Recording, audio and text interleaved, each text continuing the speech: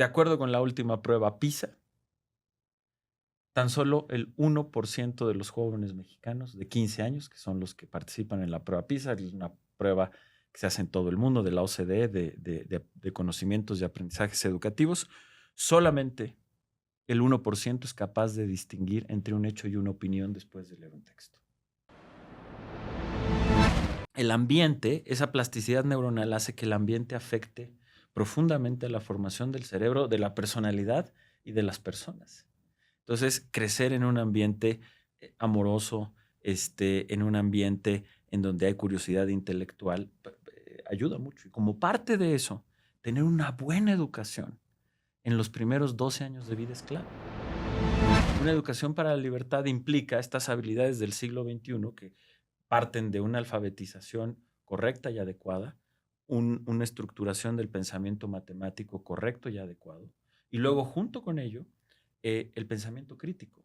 Y algo que yo decía mucho en esa época, aprender a aprender. Claro. Es decir, no solamente acumular conocimientos y memorizarlos, sino saber entender cómo tener este proceso de conocimiento en el que tú te vas volviendo también autodidacta poco a poco, que esa es la base. Te vas cuestionando todo.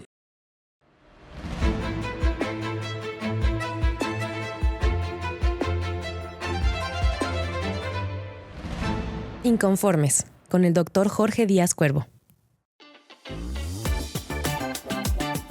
Hoy, en Inconformes, Jorge Díaz Cuervo conversa con Aurelio Nuño Mayer, exsecretario de Educación Pública de México. Nuño encabezó la implementación de la reforma educativa durante el sexenio de Enrique Peña Nieto, uno de los esfuerzos más ambiciosos en materia educativa en décadas.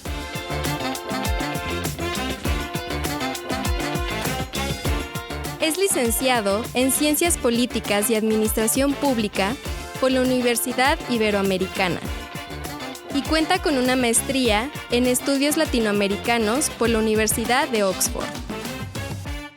Aurelio, bienvenido al podcast Inconformes de la Universidad de la Libertad. Gusto tenerte. Feliz de la vida. Gracias, Jorge, por invitarme. En nuestro querido México, Aurelio está viviendo crisis en muchos flancos. Obviamente el problema de seguridad, ¿no? es alarmante. Estamos viviendo una reforma judicial que no sabemos bien a dónde nos va a llevar. Problemas en el sector de la salud en general. Pero hay un tema fundamental para cualquier país, para cualquier sociedad, del que creo que no hablamos lo suficiente en México y que es la educación de nuestros niños, niñas, de nuestros jóvenes, y que yo pienso que está viviendo una crisis enorme, costosísima para el país.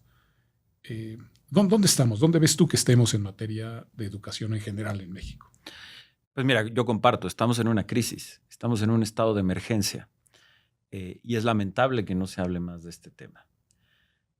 Déjame muy rápido darte algunas cifras, simplemente para pintar el problema, la crisis y la emergencia educativa que estamos viviendo. Y déjame empezar por lo más básico, el presupuesto. Hemos vivido una reducción del presupuesto entre el gobierno del presidente López Obrador y el gobierno de la presidenta Sheinbaum, vamos, en estos 7 años, enorme. Se ha caído en casi 0.5 del Producto Interno Bruto la inversión en educación. 0.5 es un dineral. Del 3. Digamos, pasamos del 3,5 al 3, más o menos, un poco menos.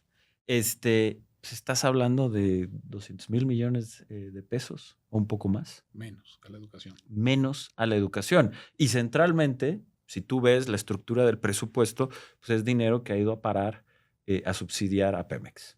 O sea, le estás quitando dinero a lo más importante que tiene el país, donde realmente reside la libertad y la soberanía del país, y se la estás mandando a una compañía quebrada, entre otras cosas porque también al echar abajo la reforma energética destruyeron el sector energético, entonces le estás quitando lo más valioso para aventarlo a lo que no funciona.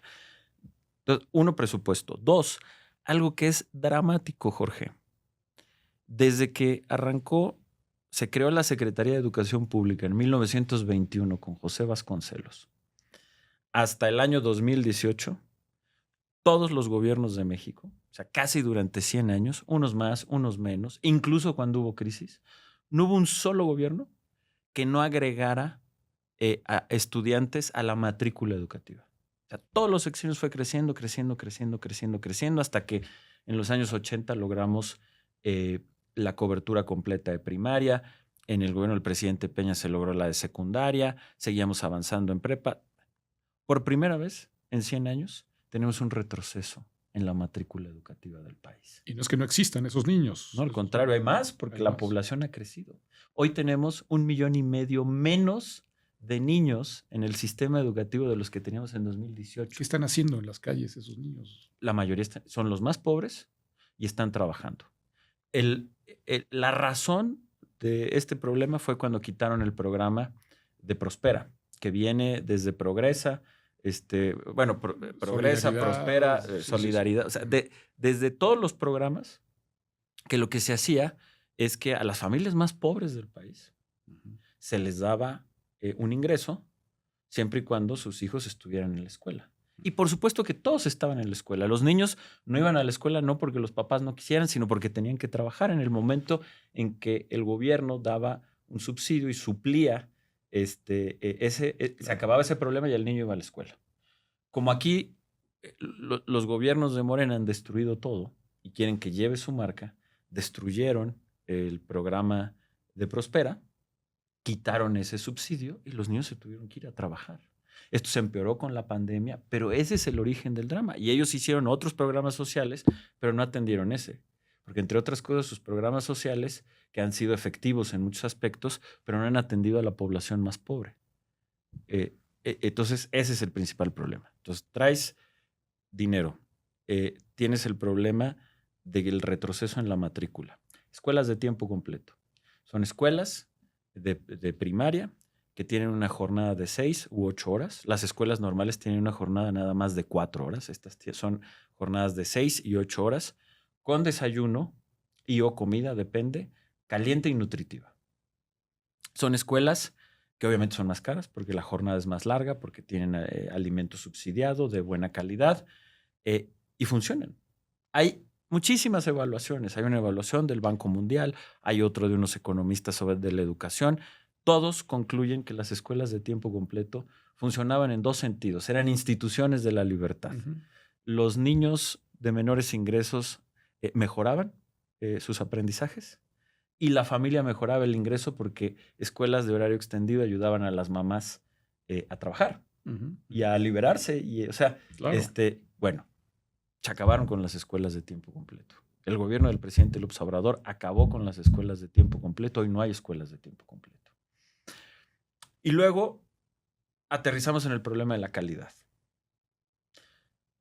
De acuerdo con la última prueba PISA, tan solo el 1% de los jóvenes mexicanos de 15 años, que son los que participan en la prueba PISA, es una prueba que se hace en todo el mundo, de la OCDE, de conocimientos y aprendizajes educativos, solamente el 1% es capaz de distinguir entre un hecho y una opinión después de leer un texto. O sea, prácticamente muy pocos jóvenes realmente pueden entender un texto. Y dos, solamente el 1%, por ejemplo, puede utilizar una regla de 3 para resolver un problema matemático, pero de la vida cotidiana.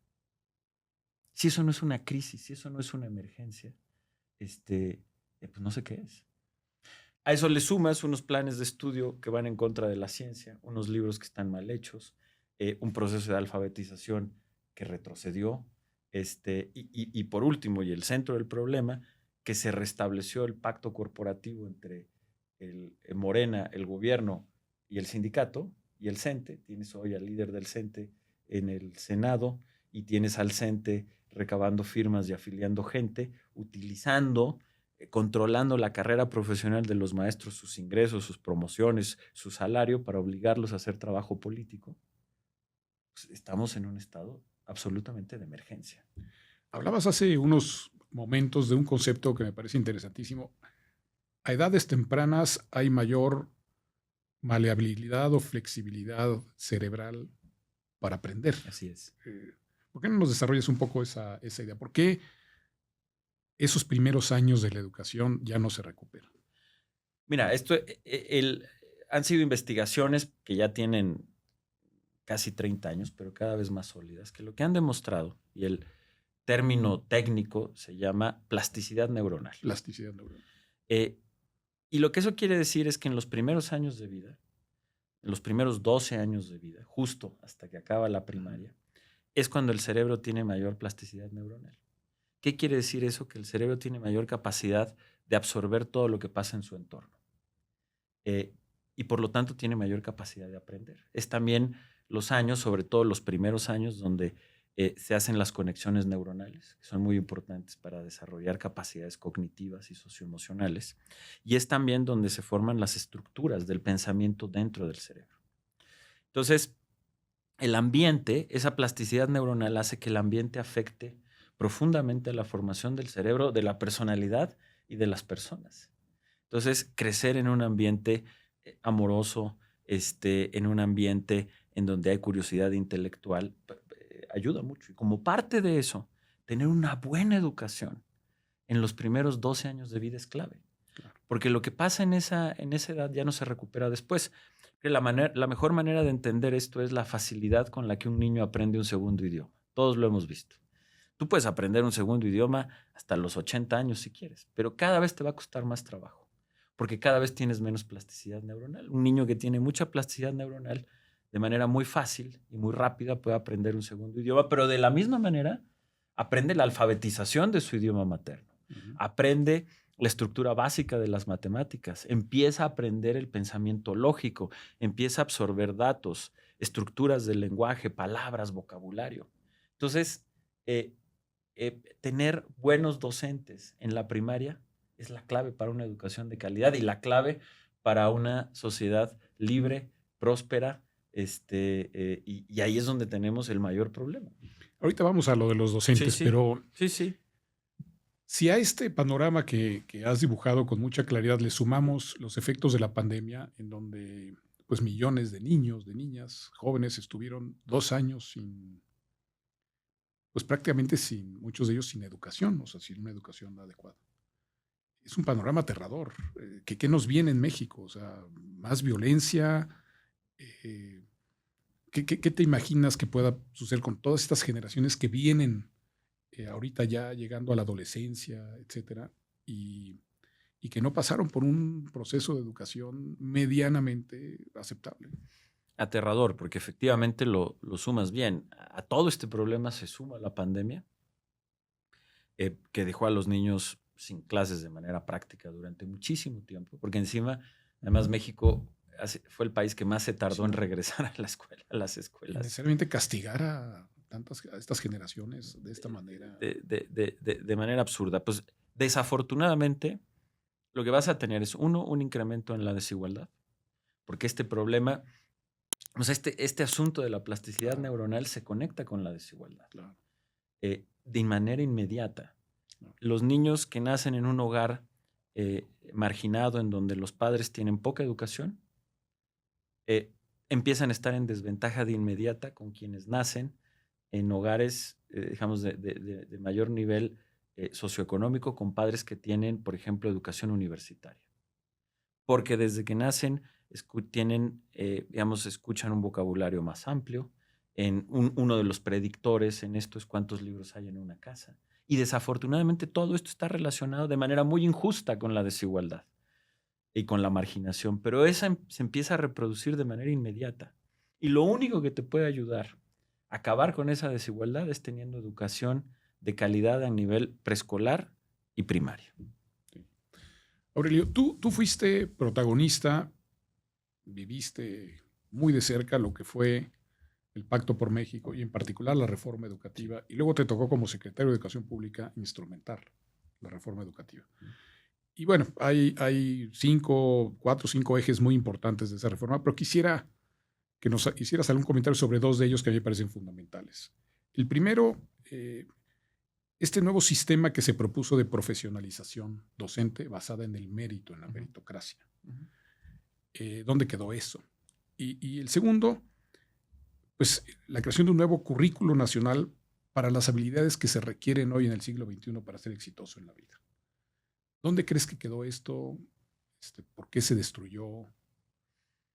Pues mira, desafortunadamente destruido. El primero, que fue el hacer este servicio de carrera de los docentes, un servicio profesional docente, en donde los líderes sindicales dejaran de intervenir en la selección y en la promoción y en el pago a los docentes. En la venta de plazas. En la venta de plazas, en la herencia de plazas, y condicionando todo esto a que los docentes hicieran trabajo político por el sindicato. Por ejemplo, te pongo un ejemplo muy claro.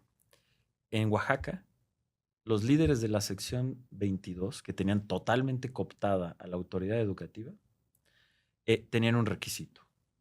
Los docentes, si querían aspirar a un ascenso, a una recontratación, tenían que tener 80% de asistencia. No a las clases, no a sus salones, sino a las marchas de la sección 22. No puede ser, con razón.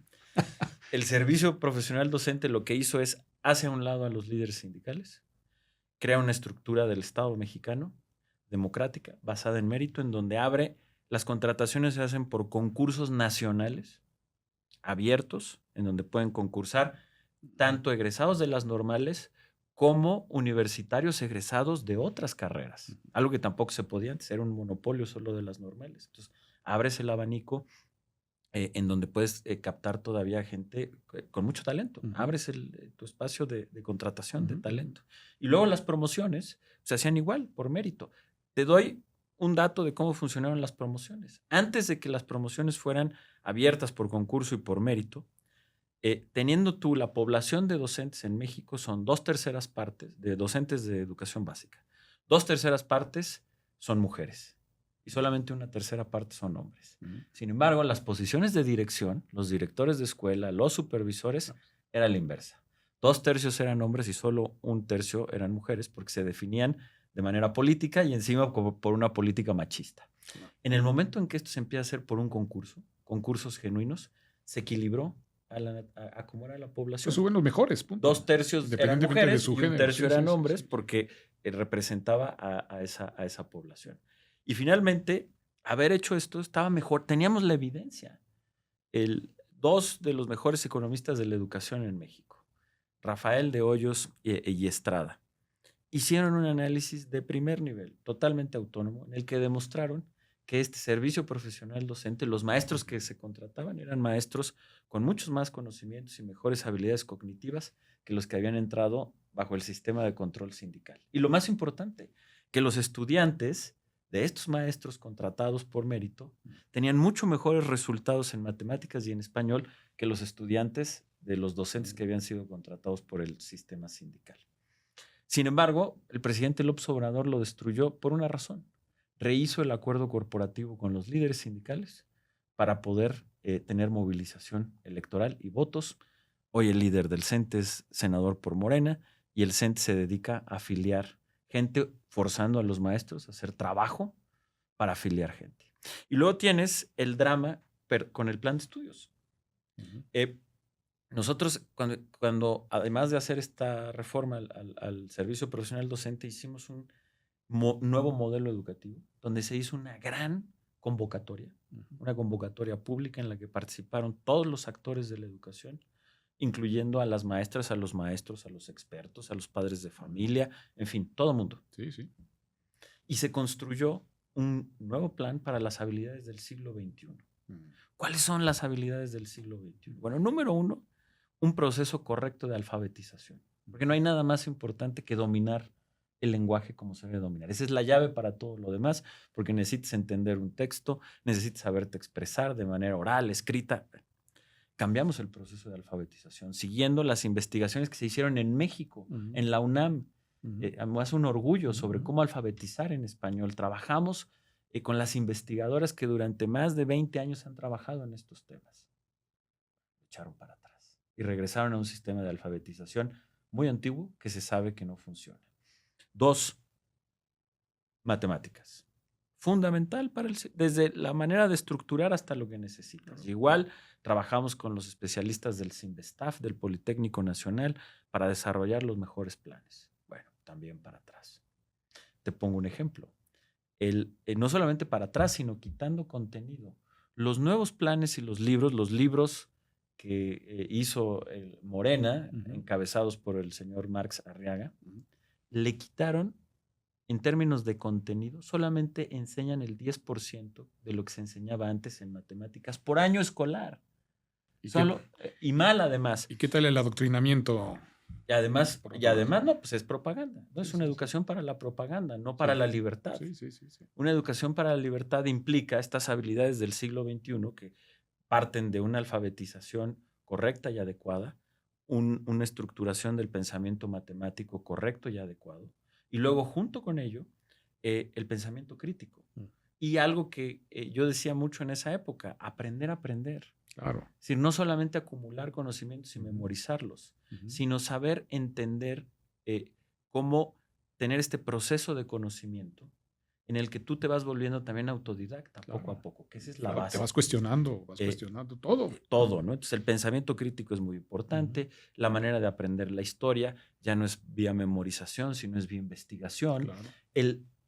Un componente muy importante, estas habilidades del siglo XXI que tienen que ver con la educación cívica, pero no una educación cívica recetada de memoria como las antiguas clases de civismo, sino una educación cívica democrática activa. Eso es lo que se hacía. Claro. Y por último, complementado con las habilidades socioemocionales. Ese nuevo modelo educativo fue el primero en el mundo en poner de manera oficial en el currículo nacional la enseñanza de las habilidades socioemocionales. Que antes se pensaba que uno nacía con ellas o no, y hoy sabemos que se aprenden, al igual que las habilidades cognitivas, y que son también fundamentales. Conocerte a ti mismo, saber tener autocontrol, saber trabajar con los demás, tener liderazgo, ser disciplinado, en fin, todo lo que te enseñan las habilidades socioemocionales, que también es clave, y que además complementan. Las investigaciones te han demostrado que las habilidades cognitivas y las socioemocionales se retroalimentan. Buenas habilidades cognitivas te abren a buenas habilidades socioemocionales y buenas habilidades socioemocionales te impulsan más las cognitivas. Bueno, pues, y además fue un esfuerzo que se hizo de manera colectiva. Participamos muchísimos mexicanas y mexicanos. Ya se tenía y también se destruyó porque el fin que ha tenido los gobiernos de Morena no es educar para la libertad, sino educar para la dominación. Ese ha sido lo que han buscado. En lugar de que cada persona pueda formarse para tener una vida independiente, autónoma, crítica, que se pueda valer por sí mismo, lo que quieren es gente dependiente, gente que no tenga autonomía. Y esa destrucción del sistema educativo por eso ha sido tan doloroso. De repente les gusta mucho hablar y citar a Marx, el bueno, a Carlos Marx, pero yo creo que no lo han leído. No lo han leído. Marx es un filósofo de la libertad.